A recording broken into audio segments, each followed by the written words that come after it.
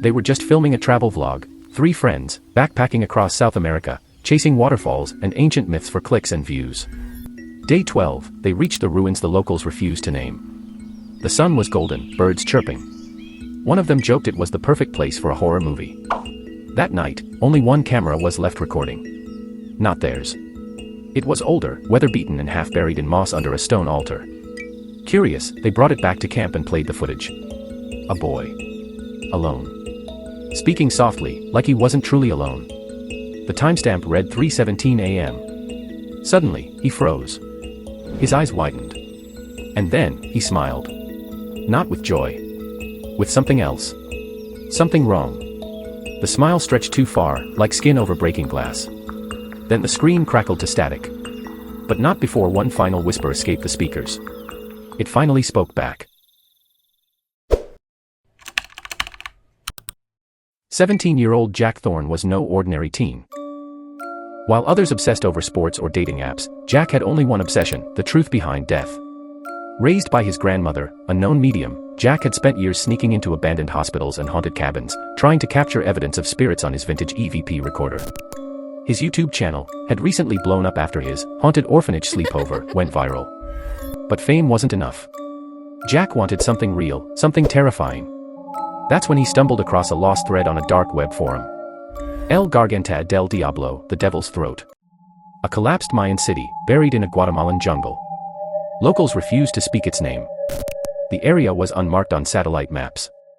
Those who entered never came back. It wasn't cursed, it was alive, they said. And hungry. That was all Jack needed. He traveled alone, filming everything. After bribing a local guide, he was dropped off 3 miles from the site with only a machete, a backpack of gear, and his camera. The sun was beginning to dip when Jack reached the ruins, half swallowed by vines and ash-colored trees that seemed to lean away from the site. At the center of the ruin sat a staircase that led straight down into the earth. No signs. No warning. Just carved stone, descending into pitch-black nothing. 24 hours, Jack said to the camera. No matter what happens, I'm not leaving until dawn. As he stepped into the tunnel, the jungle fell silent. Not quieter. Dead. No insects. No wind. Not even the rustle of leaves. The staircase seemed endless. His flashlight barely cut through the murk. The air grew colder with each step. At one point, Jack turned back, only to find that the staircase behind him was gone. Just smooth stone wall. Impossible. But he laughed it off. The corridor opened into a vast underground chamber with carvings of wide-eyed figures, mouths gaping open in agony. In the center, a stone slab soaked with something black. Not old blood, something darker. Fresher. That's when the whispers started. At first, indistinct, like water running through pipes. But they grew clearer. Harsher. Turn back, turn back, turn back. He checked his EVP recorder. It was off. Yet it played back screams. Ones that hadn't come from his mouth. He set up motion cams, salt lines, and began speaking to the dark. If anything is here, speak to me. He didn't expect a reply. But the candles flickered. And in the camera feed behind him, something moved. A figure.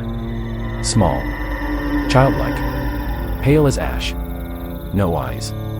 Just a mouth. It tilted its head. And when Jack turned, nothing was there. That's when his camera began glitching. Not dead. Just looping, showing footage he hadn't filmed. He watched as the monitor displayed himself sleeping. But he hadn't slept. Not yet. Then he noticed it. In the footage, something was crawling onto him. A mouth, smiling. Opening wider. Then darkness. The further he explored, the more wrong things became. One hallway led to a door, carved entirely of bone. No handle. No hinges. Just a lock carved into a human ribcage. And a riddle scratched into the wall above.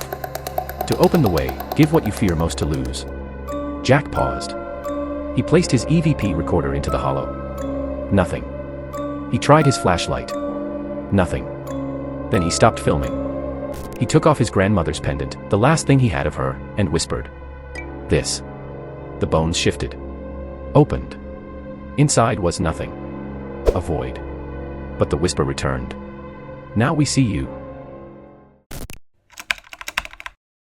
The chamber beyond was like a church, inverted. Pews were nailed to the ceiling.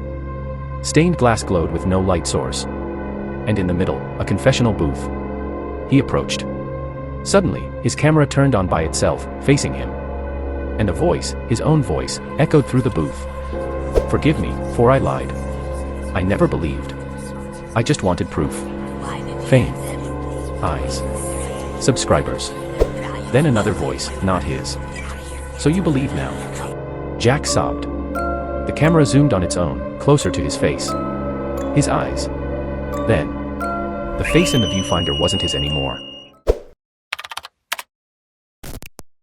He woke on the stone slab. He didn't remember lying down. His hands were bloodied, scraped raw. His camera showed he had been clawing the walls, whispering names over and over. Names of people he'd never met. Children. "They're inside now," he mumbled to the lens. "They won't let me leave unless I bring someone back." The camera flickered, and then, just static. Jack had lasted 12 hours, not 24. When rescuers found the site 3 days later, the staircase was gone. No ruins, just jungle. His camera was discovered inside the roots of a twisted fig tree. The last frame, Jack standing in a black hallway, holding out his hand, smiling, and whispering, "One more, just one more, then I can go home." They say those who watch the video dream of him, standing at their door, hand outstretched, waiting.